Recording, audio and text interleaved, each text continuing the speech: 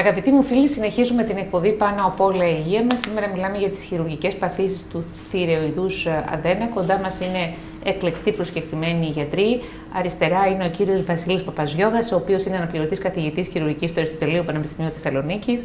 Και δίπλα στον κύριο Παπαζιώγα είναι ο κύριος Ιωάννης Κουτελιδάκης, επίκουρος καθηγητής χειρουργικής του Αριστοτελείου Πανεπιστημίου Θεσσαλονίκης. Τους ευχαριστούμε πάρα πολύ για τη συμμετοχή τους σε αυτή την πολύ σημαντική εκπομπή, που πραγματικά πολλοί τηλεθεατές είναι αυτοί που έχουν ζητήσει να προβάλλουμε το θέμα του θηρεοειδούς, που απασχολεί πάρα πολύ κόσμο, και έχουμε βγάλει το συμπέρασμα πως πραγματικά η πάθηση του θηρεοειδούς είναι μια πάρα πολύ συχνή πάθηση στη χώρα μας, στην Ελλάδα.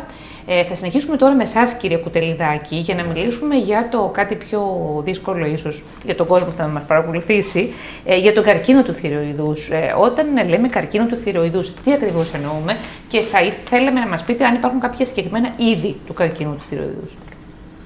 Όταν λέμε καρκίνο του θηρεοειδούς, εννοούμε την καρκινική εκφύληση των θηρεοειδικών θυλακίων, το οποίο οδηγεί στην εμφάνιση του καρκίνου. Όμως, τα είδη του καρκίνου του θηρεοειδούς δεν είναι ένα και η δυναμική τους, να το πω έτσι χαρακτηριστικά, δεν είναι και ίδια. Μάλιστα. Βέβαια, το μεγαλύτερο ποσοστό των καρκίνων του θηρεοειδούς δεν είναι τόσο επιθετική όσο είναι οι καρκίνοι σε άλλα σημεία του ανθρωπίνου οργανισμού. Να, και είναι θετικό σε σχέση με τους καρκίνους. Ακριβώς. Και είναι αυτό το οποίο λέμε και στους ασθενείς μας, διότι όλοι οι ασθενείς μας όταν ακούνε καρκίνο, ναι, φοβούνται ιδιαιτέρως και αντιμετωπίζουν ένα πανικό. Λοιπόν, να μιλήσουμε για τα είδη. Τα είδη του καρκίνου του θηρεοειδούς είναι τρία. Είναι ο καλώς διαφοροποιημένος καρκίνος του θηρεοειδούς, στον οποίο υπάγονται ο θυλώδης και ο θυλακιώδης καρκίνος. Είναι μετά το μυελοειδές καρκίνωμα και είναι και το αναπλαστικό καρκίνωμα. Στο μεγαλύτερο ποσοστό των περιπτώσεων, στο περίπου 85% των περιπτώσεων του καρκίνου του θηρεοειδούς έχουν να κάνουν με το καλώς διαφοροποιημένο. Μάλιστα. Δηλαδή ή θυλώδες ή θυλακιώδες. Και από αυτά τα δύο καρκινόματα, το πιο συχνό, στο 90% των περιπτώσεων δηλαδή, είναι το θυλώδες καρκίνωμα του θηρεοειδούς. Το μυελοειδές καρκίνωμα ανέρχεται σε ένα ποσοστό γύρω στο 10 με 12% και το υπόλοιπο ποσοστό είναι το αναπλαστικό καρκίνωμα. Αυτά τα δύο τελευταία καρκινόματα, το μυελοειδές και το αναπλαστικό, είναι τα πιο επιθετικά καρκινόματα του θηρεοειδούς και τα πιο δύσκολα και στην αντιμετώπιση τους. Άρα ουσιαστικά αυτά είναι το πιο επικίνδυνο από όλα αυτά. Ποιο είναι, κύριε Κουτελιδάκη? Από όλα, και αυτό το οποίο έχει πρόβλημα με τη ζωή του ασθενής άμεσο, είναι το αναπλαστικό. Είναι το αναπλαστικό καρκίνωμα, το οποίο όμως είναι και το πιο σπάνιο. Είναι σπάνιο. Είναι εξαιρετικά σπάνιο, δεν ξεπερνάει το 3 με 5% συνολικά, ίσως και λιγότερο τα τελευταία χρόνια. Η διάγνωσή του μπορεί να γίνει άμεσα? Η διάγνωσή του, όχι, δυστυχώς, το κακό που έχει αυτός ο καρκίνος είναι ότι η διάγνωσή του γίνεται αργά, διότι δεν τον καταλαβαίνει ο ασθενής. Όλοι αυτοί οι ασθενείς που έχουν καρκίνο, όλοι τους δεν έχουν ορμονικές διαταραχές και διαγνώσκεται συνήθως όταν έχει προκαλέσει πλέον διάβρωση των γειτονικών οργάνων. Όταν λέω διάβρωση, εννοώ διάβρωση της τραχείας και ο ασθενής έχει πλέον αναπνευστικά προβλήματα και πιεστικά φαινόμενα στην τραχεία και επίσης και βράχος φωνής, διότι υπάρχει έντονη διήθηση των παλίνδρομων λαρυγγικών νεύρων που αναφέρθηκαν προηγουμένως από τον κύριο Παπαζιώγα.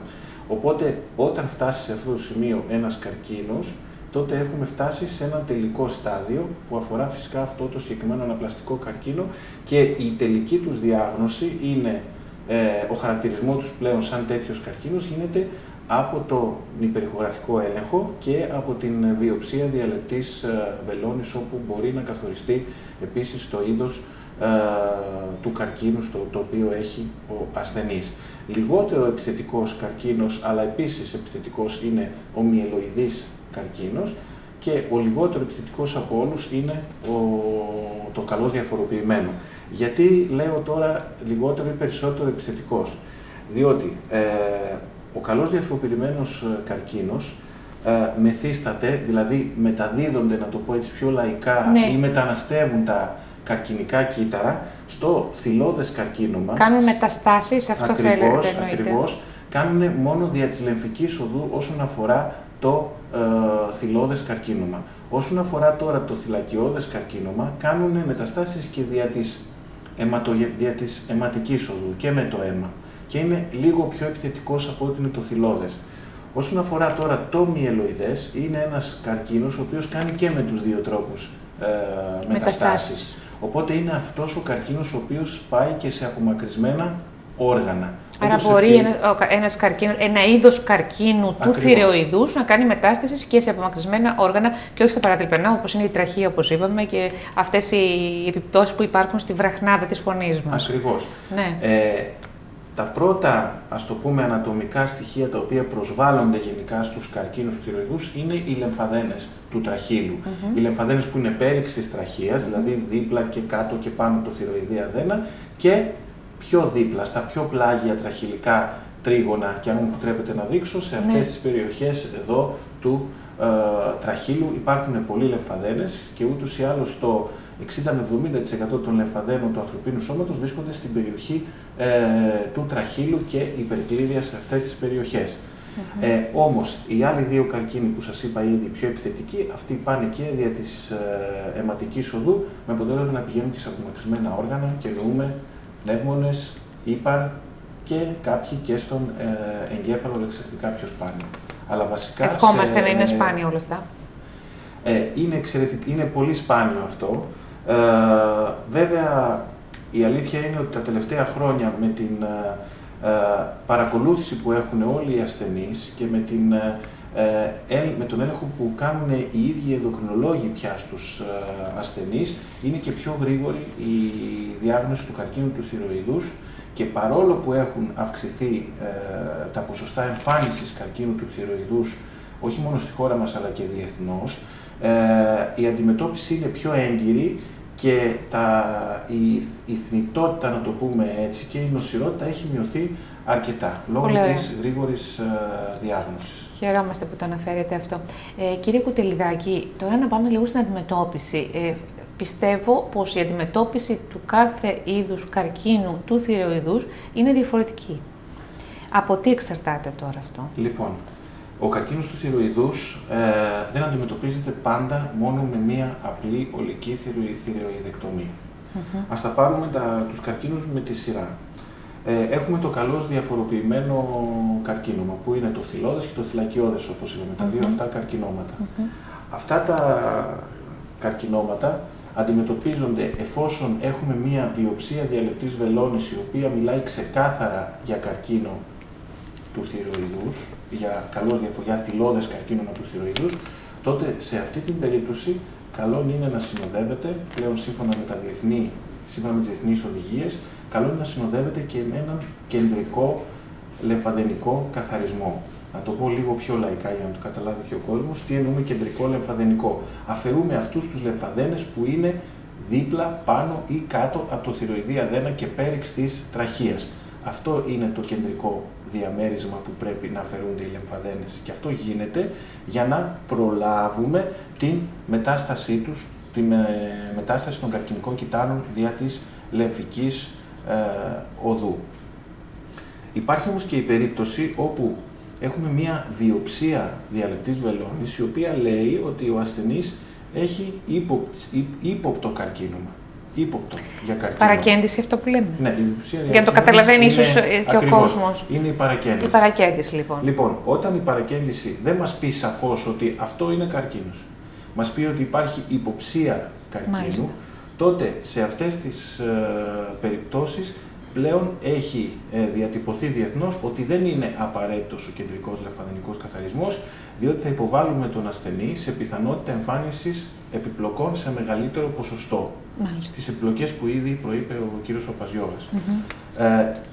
Όσον αφορά τώρα τον μυελοειδή καρκίνο, το μυελοειδές καρκίνωμα, σε αυτές τις περιπτώσεις είναι απαραίτητος ο κεντρικός λεμφαδενικός καθαρισμός. Όμως, αυτό το οποίο θα πρέπει να κάνουμε σε όλους τους ασθενείς που υπάρχει υποψία ή βεβαιότητα για καρκίνο, ότι θα πρέπει να υπάρχει ένας ενδελεχής έλεγχος του τραχύλου τους, του λαιμού τους, ολόκληρου του λαιμού τους και του κεντρικού διαμερίσματος και του πρόστιου τμήματος του λαιμού τους και στα πλάγια, όπως σας έδειξα πριν, ενός υπερηχογραφήματος, το οποίο θα δείχνει εάν υπάρχουν κάποιοι διογκωμένοι λεμφαδένες, στα πλάγια διαμερίσματά τους, διότι σε αυτή την περίπτωση ο χειρουργός θα πρέπει να προβεί και σε λεμφαδενικό καθαρισμό του αντίστοιχου πλάγιου διαμερίσματος όπου υπάρχουν οι διογκωμένοι λεμφαδένες, διότι διόγκωση σε τέτοια περίπτωση σημαίνει και παρουσία καρκίνου σε αυτούς τους λεμφαδένες, οπότε πρέπει να καθαριστεί και αυτή η ανατομική μας περιοχή. Όσον αφορά τώρα το αναπλαστικό καρκίνωμα, αυτό δυστυχώς... Που είπαμε ότι είναι και το πιο σπάνιο, έτσι, και πιο επικίνδυνο όμως παράλληλα. Δυστυχώς εκεί η επέμβασή μας έχει μόνο παρηγορική έννοια. Διότι έχει διηθηθεί σε τέτοιο βαθμό η τραχεία, σε τέτοιο βαθμό υπέρηξη ανατομικοί σχηματισμοί, που το μόνο που θα κάνουμε είναι, αν μπορέσουμε, και αυτό δεν είναι πάντα δυνατό, αν μπορέσουμε με κάποιο τρόπο να αποσυμφορήσουμε την περιοχή από τον καρκίνο, ώστε να έχει ο ασθενής ένα κάποιο επίπεδο ζωής και να μην συμφορηθεί, να μην πνιγεί, να το πω λαϊκά, από τον καρκίνο του. Οι περιοχές που μπορεί να υπάρχει διήθηση μπορεί να είναι λάριγκας, ισοφάγος και όλη αυτή η περιοχή. Γιατί γίνονται εντοπίσεις καρκίνου και στο λάριγκα, στον ισοφάγο. Αυτά μπορεί να σχετίζονται από έναν αναπλαστικό καρκίνο που έχει προέρθει από το θηροειδή μας. Ακριβώς. Το μεγαλύτερο ποσοστό είναι από τον αναπλαστικό καρκίνο και είναι τόσο ισχυρά συμφιόμενος αυτός ο καρκίνος με αυτά τα όργανα, με αποτέλεσμα να μην μπορεί να αφαιρεθεί μόνο ο καρκίνος, αλλά θα πρέπει να συναφαιρείται και κάποιο τμήμα αυτού του οργάνου, που μετά στη συνέχεια αυτό το πράγμα ίσως να μην είναι και συμβατό με την ζωή. Ενώ η διαφορά που έχει ο θυλώδης καρκίνος είναι ότι και ο μυελοειδής είναι ότι ακόμα και να διηθούν την τραχεία, είναι πιο μαλακοί όγκοι, οι οποίοι μπορούν με την κατάλληλη προσοχή και προσπάθεια από τον χειρουργό να αφαιρεθούν, να καθαριστούν. Μάλιστα. Και επίσης υπάρχει και η δυνατότητα της μεταχειρητικής θεραπείας, που αυτό θα το συζητήσουμε λίγο πιο μετά, με την εγχειρητική θεραπεία. Άρα λοιπόν τώρα, κύριε Κουτελιδάκη, ολοκληρώσαμε ουσιαστικά ως προς την αντιμετώπιση σύμφωνα με το διαφορετικό είδος καρκίνου του θηροειδούς και την προεγχειρητική διάγνωση. Λοιπόν, είπαμε ότι τι σημαίνει λεμφαδενικός καθαρισμός και πότε γίνεται. Δεν ξέρω αν θέλετε να προσθέσετε κάτι σε αυτό το ερώτημα, για να προχωρήσω λίγο στις επιπλοκές του καθαρισμού. Οι επιπλοκές τώρα στις επεμβάσεις που αφορούν τον καρκίνο έχουν να κάνουν με τον λεμφαδενικό καθαρισμό ακριβώς. Τι ρόλο παίζει αυτό, είναι πολύ σημαντικό, γιατί είναι μια λεπτή από ό,τι καταλαβαίνω έτσι επέμβαση. Το θέμα είναι ότι τα παλίδρομα λαρυγγικά νεύρα διέρχονται στο κεντρικό διαμέρισμα, ακριβώς κάτω από το θηροειδή μας δηλαδή, τα νεύρα αυτά διέρχονται διά των λεμφαδένων. Δηλαδή, θα πρέπει να καθαρίσει ο χειρουργός το νεύρο από αυτούς τους λεμφαδένες για να πει ότι έκανε σωστό κεντρικό λεμφαδενικό καθαρισμό. Μάλιστα. Διότι αν αφήσει πίσω λεμφαδένες, τότε υπάρχει κίνδυνος πάλι μετάστασης. Έτσι. Οπότε, θα πρέπει να γνωρίζει πάρα πολύ καλά ο χειρουργός την πορεία των νεύρων, ούτως ώστε να τα αναγνωρίσει, όπως είπε πριν και ο κύριος Αρπαζιώγας, και να μπορέσει σε όλη την πορεία τους να τα απογυμνώσει από αυτούς τους λεμφαδένες για να πει ότι η επέμβαση έγινε σωστά.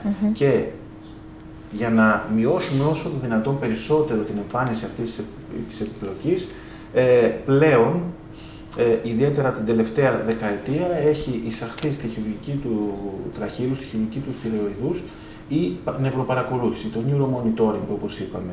Το οποίο neuromonitoring, η νευροπαρακολούθηση, είναι η δυνατότητα με τη χρήση ενός ειδικού ηλεκτροδίου, το οποίο εμείς ακουμπούμε στο νεύρο, το οποίο εμείς χαρακτηρίζουμε και βλέπουμε ως νεύρο, και μετά σε μία οθόνη την οποία βλέπουμε να αναπαραγάγονται συγκεκριμένα ηλεκτρικά δυναμικά και να ακούγεται ένας συγκεκριμένος ήχος, ο οποίος είναι αυτός ο ήχος ο οποίος παράγει το νεύρο όταν εμείς το διεγείρουμε με αυτό το ηλεκτρόδιο.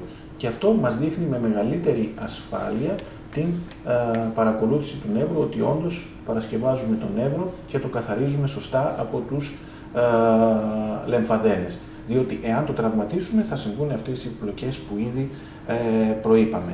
Επίσης υπάρχει ο μεγαλύτερος κίνδυνος μεταγχειρητικού υποπαραθυροειδισμού και το ποσοστό του φτάνει μέχρι και 25% σε περιπτώσεις του καρκίνου, διότι εδώ έχουμε το πρόβλημα ότι οι παροθυροειδείς αδένες στο χρώμα τους προσομοιάζουν αρκετά με τους λεμφαδένες.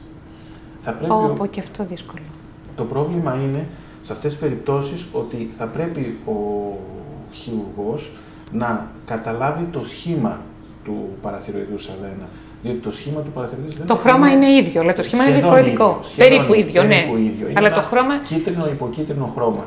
Το σχήμα είναι διαφορετικό όμως. Το σχήμα όμως είναι διαφορετικό. Οπότε θα πρέπει να το γνωρίζει, όπως και η σύστασή τους. Ο παραθυριδής είναι λίγο πιο σκληρός, ο λεμφαδένας είναι ιδιαίτερα μαλακός και εύθρυπτος. Αυτό είναι κάτι το οποίο ένας χειρουργός της περιοχής το γνωρίζει και έχει την εμπειρία να το αναγνωρίσει. Και είναι εξειδικευμένος και εμπειρος βέβαια. Όσον αφορά τώρα άλλου είδους επιπλοκές στην περιοχή, είναι οι επιπλοκές που αφορούν τον πλάγιο τραχυλικό λεμφαδενικό καθαρισμό.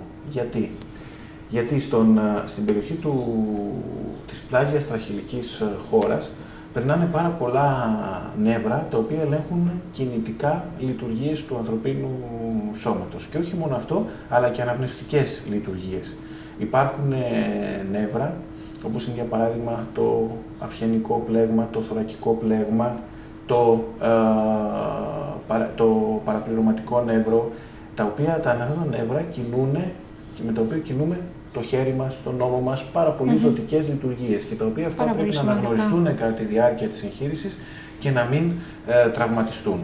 Επίσης υπάρχει ένα νεύρο, το φρενικό νεύρο, το οποίο νευρώνει το διάφραγμά μας, φτάνει να νευρώσει το διάφραγμά μας και παίζει ρόλο στην έκπτυξη του θωρακικού κλωβού, του θώρακα, ούτως ώστε να μπορέσει να εκτιθεί το πνευμόνι μέσα σε αυτό, να έχει χώρο δηλαδή να εκτιθεί και να αναπνέουμε σωστά.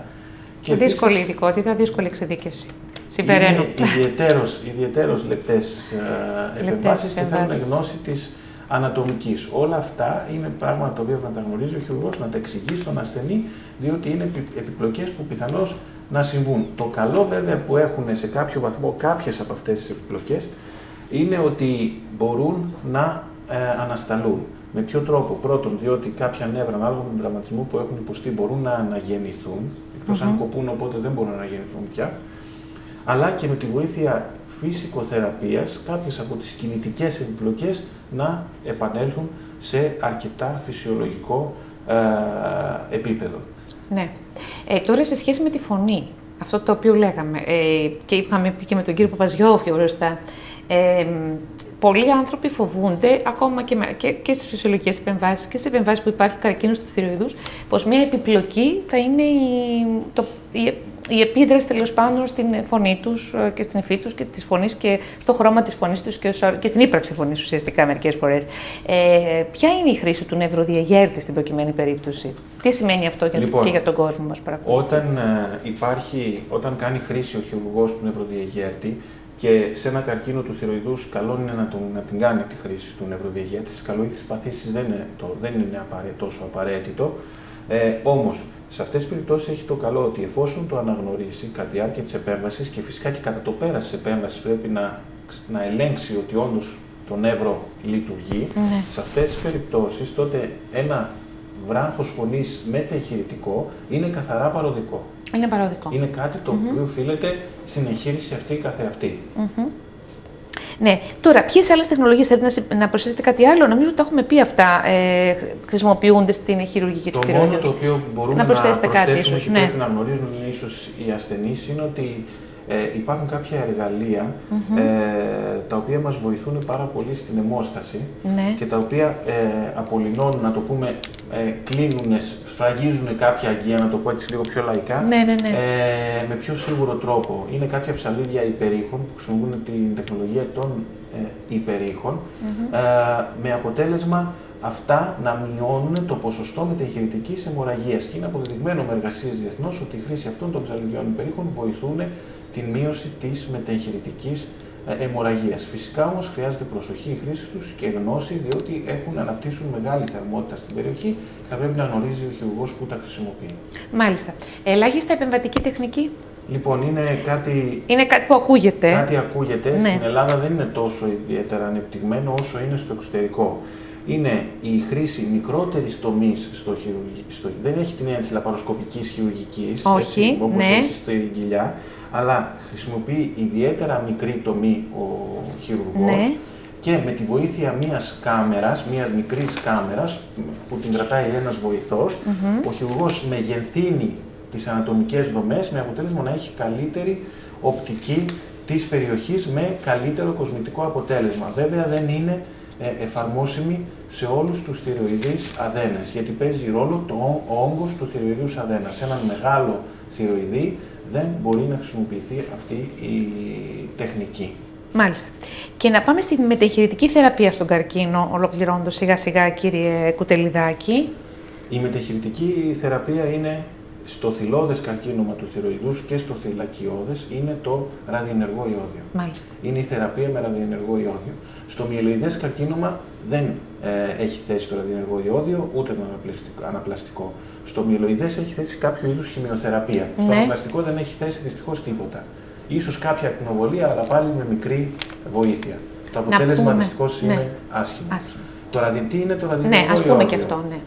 Το ραδιενεργό ιόδιο είναι ένα χάπι, το οποίο παίρνει ο ασθενής σε διαφορετική δόση. Αυτό κρίνεται ανάλογα και με το θηροειδή και με το μέγεθος του καρκίνου. Αυτό το κρίνουν οι πυρηνικοί γιατροί, την ποσότητα του ιωδίου. Μάλιστα. Ο ασθενής θα πρέπει να μένει έγκλειστο σε έναν ειδικό θάλαμο από μόλιβδο, ούτως ώστε να μην εκπέμπει ακτινοβολία, διότι εκπέμπει ραδιενεργή ακτινοβολία κατά ειδικά το πρώτο 48ωρο. Μάλιστα. Και στη συνέχεια το μόνο πρόβλημα που έχει ο ασθενής είναι ότι περίπου για μία εβδομάδα έως 10 μέρες, πάλι ανάλογα με τη δόση, δεν θα πρέπει να έρχεται σε επαφή με κόσμο. Όταν λέω σε επαφή με κόσμο, ενώ στην αρχή τις πρώτες μέρες να είναι σε μια απόσταση πάνω από 2-3 μέτρα και μετά από 4-5 μέρες να είναι σε μια απόσταση στην οποία είμαστε εμείς εδώ, και μετά το 15ήμερο θα ακουμπάει τους δικούς του ανθρώπους ή κάποιους άλλους ανθρώπους. Και επίσης αυτό που πρέπει να πούμε είναι ότι δεν έχει καμία επιπλοκή στον ασθενή, όπως έχουν γνωστές χημειοθεραπείες, να πέφτουν μαλλιά, να υπάρχουν μετρήσεις. Καλά κάνετε και το αναφέρετε. Να υπάρχει δυσανεξία. Δεν έχει καμία επιπλοκή στον Είναι χημειοθεραπεία και αυτή το ραδιενεργό? Όχι. Το ραδιενεργό ιόδιο είναι ένα χάπι ιωδίου, της γνωστής ουσίας το ιόδιο, το οποίο έχει πάρει μια ραδιενεργή ακτινοβολία επάνω του, το οποίο έχει δυνατότητα τα εναπομείναντα θηροειδικά κύτταρα να τα καίει, με αποτέλεσμα ό,τι θηροειδικό κύτταρο έχει μείνει να το καίει και να μην μπορεί ο καρκίνος να εξαπλωθεί. Μάλιστα. Λοιπόν, να σας ξεκουράσουμε λίγο, πολύ λίγο, τα είπατε πολύ ωραία. Θα πάω στον κύριο Παπαζιώγα για να μας πει, έτσι κλείνοντας σιγά-σιγα, κύριε Παπαζιώγα, να μας πείτε ποιες συμβουλές θα δίνετε στους ασθενείς μετά την επέμβαση της θηροειδεκτομής. Πώς είναι η ζωή τους, τι πρέπει να προσέχουν? Καταρχήν να πούμε ότι, επειδή ο κ. Κουτελιδάκης αναφέρθηκε στην πιο επιθετική μορφή της κακοήθειας που μπορεί να έχει ο θηροειδής, ότι ευτυχώς οι καλοήθειες είναι πολύ πιο συχνές από τις κακοήθειες. Και πολύ σπάνια μάλλον χρειάζεται να υποστεί κάποιος ασθενής σε αυτήν την περιπέτεια, θα λέγαμε. Η θηροειδεκτομία, όπως είπαμε, είναι μια απλή επέμβαση. Δεν αλλάζει κάτι στη ζωή του ασθενούς μετά από το χειρουργείο. Το καλό για μας είναι ότι την μόνη ουσιαστικά δραστική ορμόνη την οποία παράγει ο θηροειδής, τη θηροξίνη, εδώ και πολλά χρόνια έχουμε καταφέρει να την αναπαράγουμε και να τη δίνουμε στον ασθενή. Ο ασθενής λοιπόν πρέπει να προσαρμοστεί στο ότι από τη στιγμή που θα αφαιρέσει τον θηροειδή του, θα πρέπει μία φορά την ημέρα, το πρωί, μυστικώς, να παίρνει το χάπι του. Η δοσολογία του χαπιού της θηροξίνης ορίζεται ανάλογα με τα κιλά και το επίπεδο του μεταβολισμού του ασθενούς, και βεβαίως σε βάθος χρόνου μπορεί να μεταβάλλεται. Αυτό το παρακολουθεί μετεγχειρητικά, κυρίως με τη μέτρηση της θηροтрόπου ορμόνης, έτσι ώστε να κάνει τις αντίστοιχες τροποποιήσεις στην φαρμακευτική του αγωγή. Και αν μου επιτρέπετε και δύο λόγια σαν γενικότερο συμπέρασμα όσον αφορά κυρίως καλοήθειες παθήσεις, ότι δεν θα πρέπει το χειρουργείο της θηροειδεκτομής να φοβίζει τον ασθενή. Όταν υπάρχει πραγματικά ένδειξη, και πότε υπάρχει, όταν ο ασθενής έχει λειτουργικό πρόβλημα, δηλαδή η διόγκωση του θηροειδούς είναι τόσο μεγάλη ώστε να τον πιέζει, να μην τον αφήνει να αναπνεύσει ή να φάει σωστά. Όταν ο θηροειδής του αναπτύσσεται εντός του θώρακα, επομένως αναπτύσσεται εκτός του φυσιολογικού πεδίου, ακριβώς όπως ήταν καταδυόμενη, και σε κάποιες περιπτώσεις ελάχιστες θηροειδίτιδας, όταν ο υπερθηροειδισμός δεν υπακούει στην φαρμακευτική αγωγή. Όταν λοιπόν υπάρχει η ένδειξη για χειρουργείο, όταν το χειρουργείο γίνεται με τις μέγιστες συνθήκες ασφάλειας και από έναν χειρουργό ο οποίος γνωρίζει καλά την ανατομία της περιοχής και ακολουθεί με πιστότητα την χειρουργική τεχνική που πρέπει, τότε το αποτέλεσμα είναι πάντοτε καλό. Είναι πάντοτε καλό. Μία ερώτηση που θα έκαναν ίσως οι ασθενείς είναι, και ίσως κάνουν κιόλας, δεν ξέρω, κύριε Παπαζογιώργα, είναι θα παχύνω μετά την επέμβαση αυτή. Οι γυναίκες ενδιαφέρονται. Άλλος ένας μύθος τον οποίο θα πρέπει να. Ναι. Ο θηροειδής είπαμε ότι είναι ένα πολύ σημαντικό όργανο και έχει την τάση ο κόσμος πολλές φορές να το αποδίδει ότι στραβό του συμβαίνει στη ζωή. Δυστυχώς όχι. Εφόσον μεταχειρητικά το επίπεδο των θηροειδικών ορμονών, το επίπεδο υποκατάσταση με τη χορήγηση του χαπιού οδηγεί σε φυσιολογική ευθυροειδική κατάσταση, δεν υπάρχει περίπτωση να μεταβληθεί το βάρος του ασθενούς. Είτε προς τα πάνω, είτε προς τα κάτω. Ωραία, ωραία. Και ακόμα κάτι θα ήθελα να ρωτήσω, αν η γυναίκα βρίσκεται σε μια γόνιμη ηλικία, η ολική θηροειδεκτομή είναι αυτή η οποία μπορεί να επηρεάσει τη γονιμότητα της γυναίκας ή να επηρεάσει τον κύκλο της? Όχι.